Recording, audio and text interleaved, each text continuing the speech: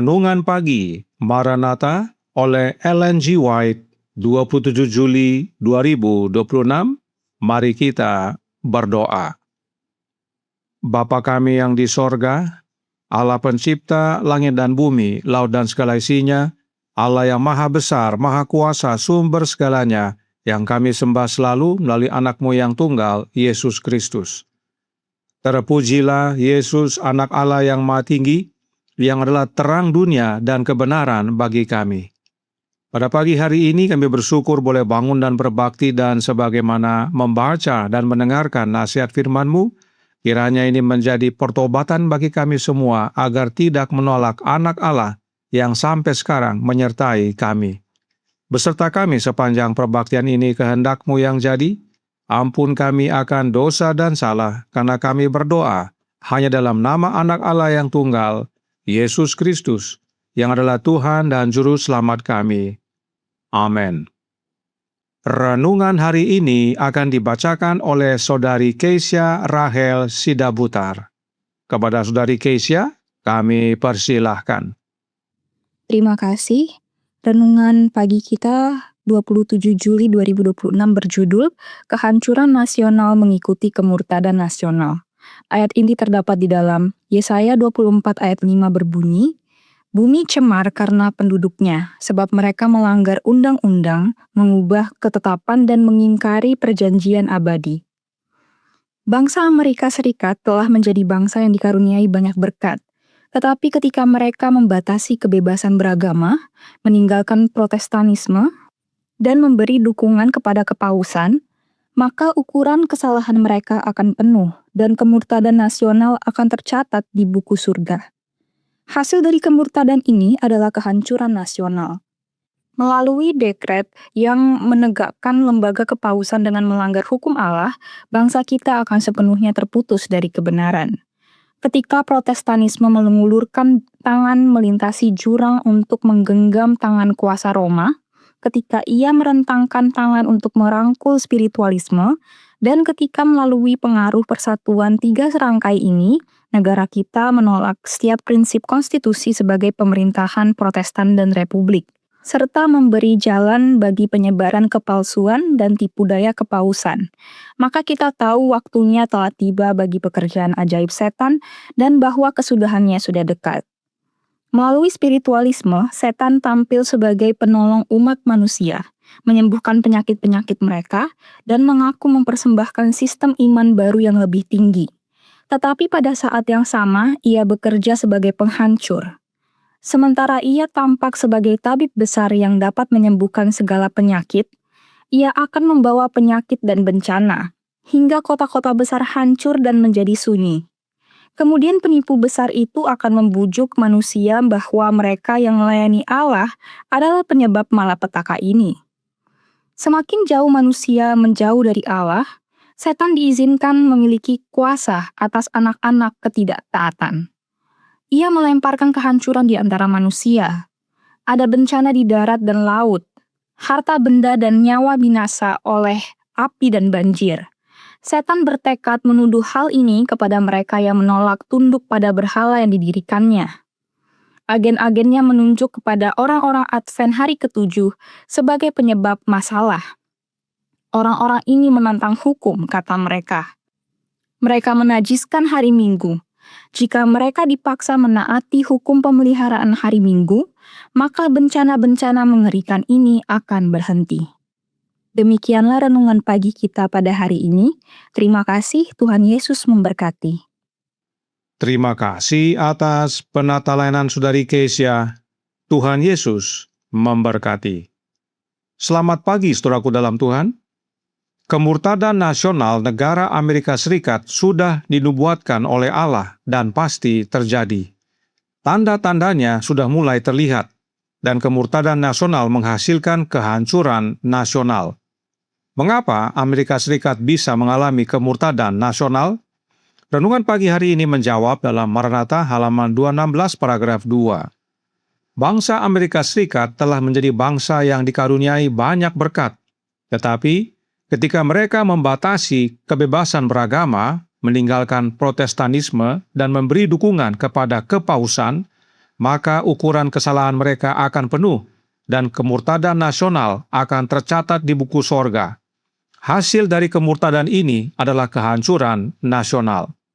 Inilah penyebab kemurtadan nasional bangsa Amerika. Kemudian dalam paragraf selanjutnya dikatakan, paragraf 3, ketika Protestanisme mengulurkan tangan melintasi jurang untuk menggenggam tangan kuasa Roma, ketika ia merentangkan tangan untuk merangkul spiritualisme, dan ketika melalui pengaruh persatuan tiga serangkai ini, negara kita menolak setiap prinsip konstitusi sebagai pemerintahan Protestan dan Republik, serta memberi jalan bagi penyebaran kepalsuan dan tipu daya kepausan, maka kita tahu waktunya telah tiba bagi pekerjaan ajaib setan, dan bahwa kesudahannya sudah dekat. Artinya, kemurtadan itu terjadi saat Protestanisme bersatu dengan kepausan. Nah, kutipan sebelumnya diambil dari artikel Review and Herald tanggal 2 Mei tahun 1893. Dalam artikel tersebut ada disebutkan bangsa lain yang juga mengalami kemurtadan nasional dan akhirnya mengalami kehancuran nasional. Bangsa apakah itu? The Review and Herald tanggal 2 Mei tahun 1893 paragraf 8 berkata, orang-orang Yahudi menolak terang dan kebenaran dan anak Allah yang mati untuk menyelamatkan orang-orang berdosa terburuk yang telah berkata, barang siapa datang kepadaku, ia tidak akan kubuang, menyatakan bahwa darah semua nabi yang telah ditumpahkan sejak permulaan dunia harus dituntut dari bangsa Yahudi. Terang yang besar telah diberikan kepada orang-orang Yahudi, tetapi mereka tidak mau mengindahkannya. Untuk membuktikan kebenaran, bukti demi bukti telah ditumpuk, tetapi sebagai suatu bangsa, mereka menolak nasihat Allah terhadap diri mereka sendiri. Bangsa yang selain Amerika Serikat dan telah mengalami kemurtadan nasional serta kehancuran nasional adalah bangsa Yahudi. Mereka tidak hanya murtad dan hancur, namun terlebih mereka telah ditolak oleh Allah. Sebab mereka menolak terang dan kebenaran. Siapakah terang dan siapakah kebenaran? Yesus Kristus. Yesus berkata dalam Yohanes 8 ayat 12, maka Yesus berkata pula kepada orang banyak, katanya, akulah terang dunia. Dan Yohanes 14 ayat 6 berbunyi, kata Yesus kepadanya, akulah jalan dan kebenaran dan hidup. Tidak ada seorang pun yang datang kepada Bapa kalau tidak melalui aku. Kepada bangsa Yahudi telah diberikan terang dan kebenaran, yaitu Yesus Kristus. Tetapi mereka tolak dan bahkan mereka bunuh. Lalu, bagaimana hubungannya dengan kepausan? Gereja Katolik menjelaskan yang berikut ini dalam thekatholik.com tentang Vicar of Christ atau Vicaris Christus. Gelar ini didasarkan pada perkataan gembala ilahi kepada Santo Petrus, gembalakanlah domba-dombaku, gembalakanlah domba-dombaku. Yohanes 21 ayat 16 dan 17.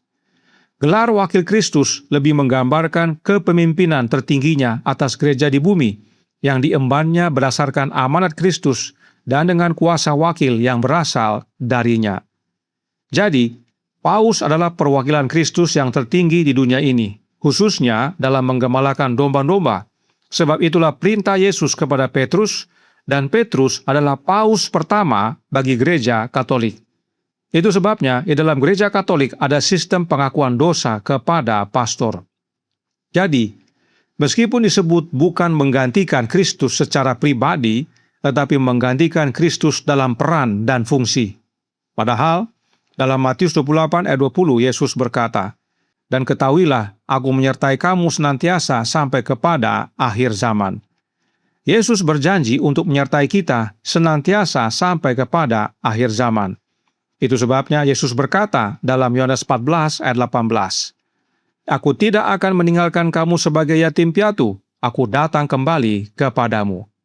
Itulah yang dialami oleh Paulus, yang dicatat dalam Kisah 18 ayat 9 dan 10. Pada suatu malam berfirmanlah Tuhan kepada Paulus di dalam suatu penglihatan, jangan takut, teruslah memberitakan firman dan jangan diam. Sebab aku, yaitu Yesus, menyertai engkau dan tidak ada seorang pun yang akan menjamah dan menganiaya engkau, sebab banyak umatku di kota ini.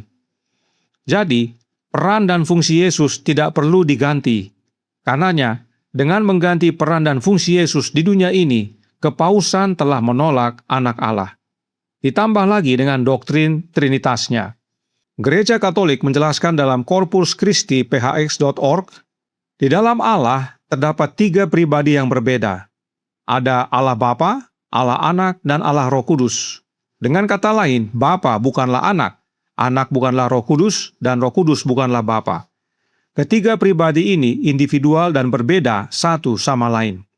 Terlebih lagi, persekutuan pribadi-pribadi ini telah ada sejak sebelum waktu dimulai dan akan terus ada selama hingga kekekalan. Pemahaman yang sama yang diyakini oleh gereja Advent yang sekarang ini. Itu sebabnya bagan Trinitas dan penjelasannya serupa. Terlebih, doktrin Trinitas gereja Advent dan gereja Katolik menyatakan bahwa yang hadir bersama umat-umat bukan Yesus, tetapi Allah Roh Kudus. Sebab Yesus telah kembali ke sorga dan mengirimkan pribadi yang lain yang bukan Yesus yang disebut Allah Roh Kudus. Jadi, doktrin Trinitas menggantikan peran dan fungsi Yesus di dunia ini dan menggantikan pribadi Yesus.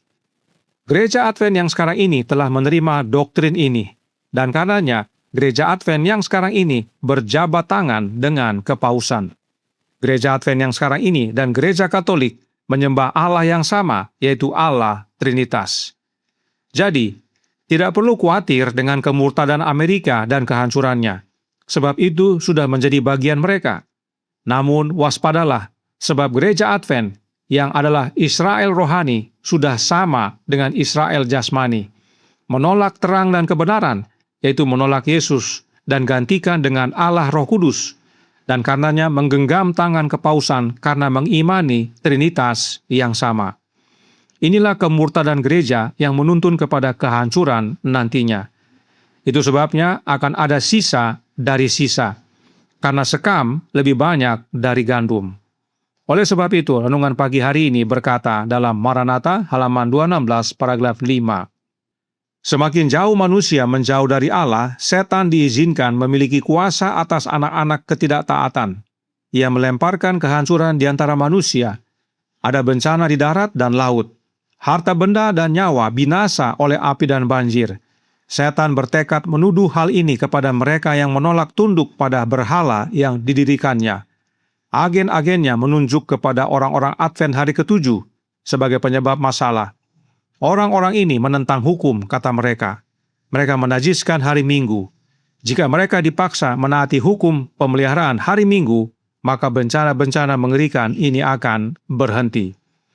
Yang setan tuduh sebagai penyebab bencana bukanlah gereja Advent secara keseluruhan, namun hanya umat-umat kelompok kecil, sisa dari sisa, yang tetap setia menyembah Allah Bapa pada hari Sabat, hari Sabtu, dan menerima rohnya Yesus sebagai penolong, penghibur, dan pengantara mereka. Kelompok kecil tersebut menolak Trinitas. Karenanya, kajilah apa yang saudara yakini, masih ada waktu. Tuhan memberkati, saya bawa dalam nama Yesus. Amin. Mari kita berdoa. Bapa kami yang di sorga, Allah pencipta langit dan bumi, laut dan segala isinya, Allah yang maha besar, maha kuasa, sumber segalanya, yang kami sembah selalu melalui anak-Mu yang tunggal, Yesus Kristus. Terima kasih atas amaran pada pagi hari ini, bahwa kami tidak perlu khawatir dengan kemurtadan bangsa Amerika, sebab itu memang sudah dinubuatkan dan pasti terjadi. Yang perlu kami perhatikan dan perlu waspada adalah kemurtadan yang terjadi dalam gereja Advent yang sekarang ini. Sebab gereja Advent yang sekarang ini secara organisasi telah mengimani Allah yang sama dengan kepausan, yaitu Trinitas.